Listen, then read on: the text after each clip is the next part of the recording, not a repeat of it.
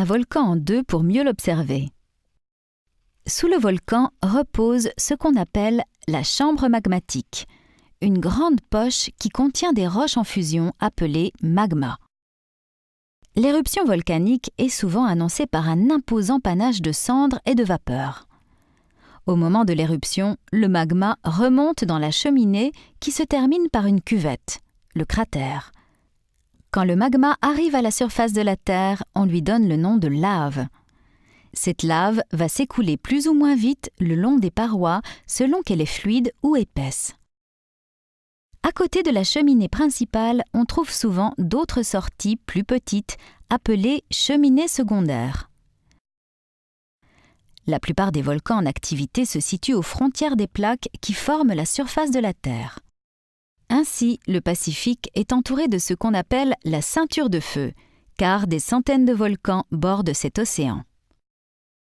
On part du Chili, on remonte le long de l'Amérique du Sud, l'Amérique centrale, les États-Unis.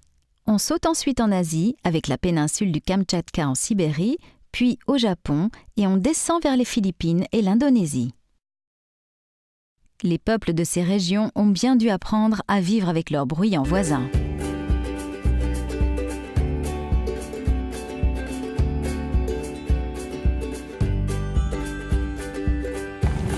Lors d'une nouvelle arrivée de magma, ou lorsque le gaz qui était dissous dans le magma s'échappe, la pression dans la chambre magmatique augmente.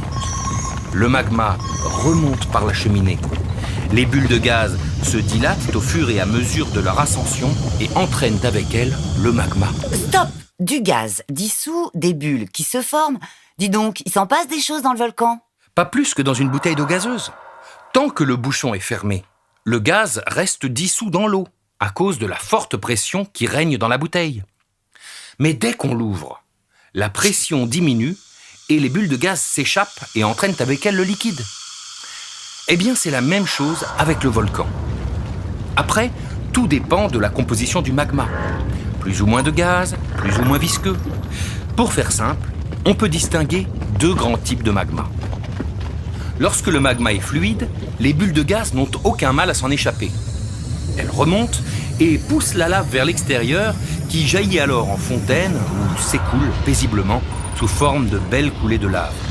D'où le nom volcan rouge ou volcan effusif. On les retrouve le plus souvent dans les zones d'accrétion ou de points chauds. Et quand le magma n'est pas fluide, qu'est-ce qu'il se passe?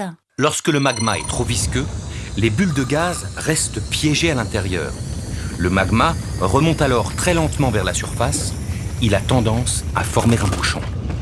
La pression dans les bulles de gaz augmente, augmente, augmente, et quand elles arrivent à la surface, elles explosent, projetant des quantités énormes de roches, de cendres, de gaz et de poussière.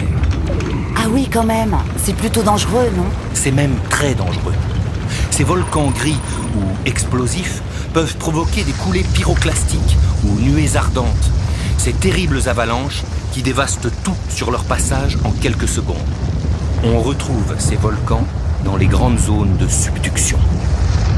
Donc si on résume, les volcans rouges font des coulées de lave et les volcans gris explosent.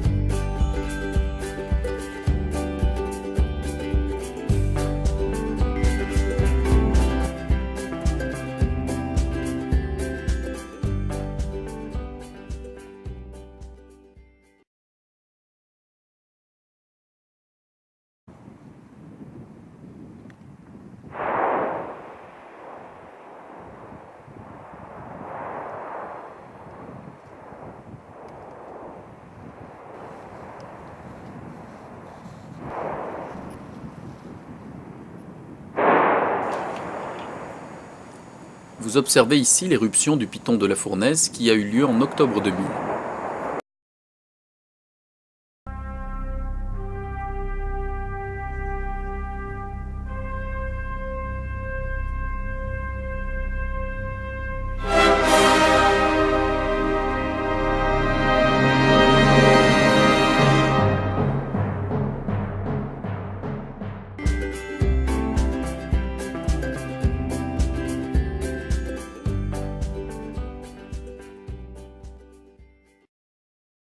Created using Powtoon.